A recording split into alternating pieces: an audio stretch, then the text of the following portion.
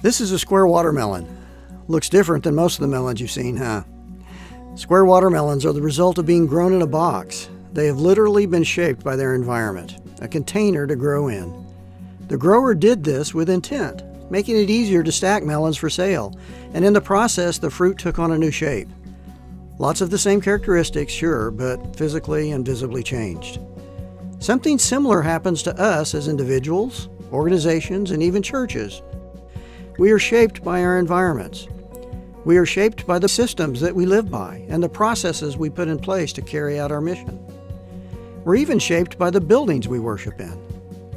In some cases, this molding stifles our growth. In others, we grow so fast that it's unsustainable.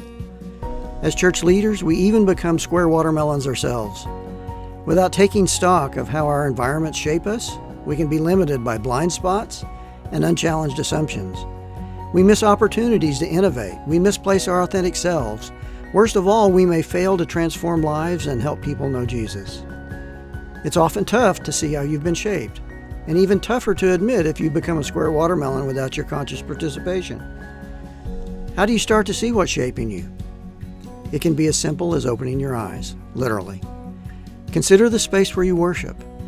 Physical environment plays a role in shaping you, and that includes the worship and shared spaces where you gather with members and guests.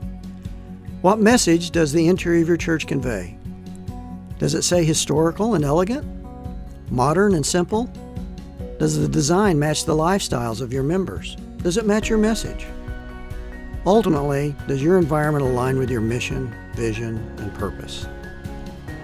When you start to consider how the environment shapes you, it can be startling.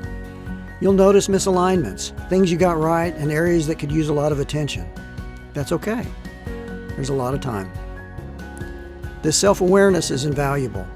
And based on our experience helping other churches like yours, thinking out both the physical and the less tangible structures that shape you is a solid start. Consider your church's financial architecture, your chart of accounts. These are often built from the perspective of the accountant. These labels are shaped by what accountants are used to seeing and how they organize things. On the surface, this makes sense. They track the revenues, expenses, and help with the reality of the budget. Of course, this shapes the financial architecture. But this can silo or even limit growth. Do standard accounting labels connect to your mission, vision, and purpose? Can they give you proper insight into how you're really doing? How are you changing hearts? How are you serving?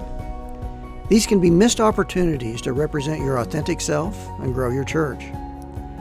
Like your physical environment, what if you tied your financial architecture to your mission and vision, to your purpose, your church's purpose? What opportunities might that bring? What does that look like? Consider the term programming expenses. Have you ever heard or said, our programming expenses are up 10%? What does that really mean?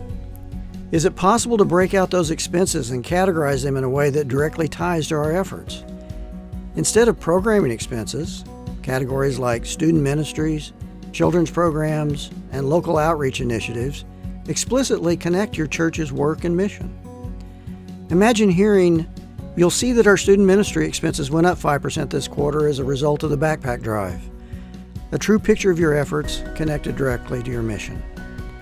When you align your financial architecture, you can understand the impact of your decisions on the mission and vision. You can create efficiencies, savings, and most importantly, open up margin for new opportunities and identify where to steward your resources really well. What can feel like a simple shift in the shape of your environment makes a big impact. You can go from covering expenses and hoping to grow to making informed decisions, growing the kingdom, and innovating your church as who you were made to be. Square watermelons, environments, chart of accounts, it's a lot to think about. For some church leaders, this work means focusing on the financial architecture and mapping to the mission and vision. For others, it's about aligning on an engagement data strategy to better understand how you are serving the hearts who come to you seeking Jesus. No matter where you start, the secret to success is to challenge the assumptions shaped by your environments and live into the person God created you to be, your true authentic self. Join us in our additional lessons as we discuss the systems that allow you to discover and reinforce your church's authentic self.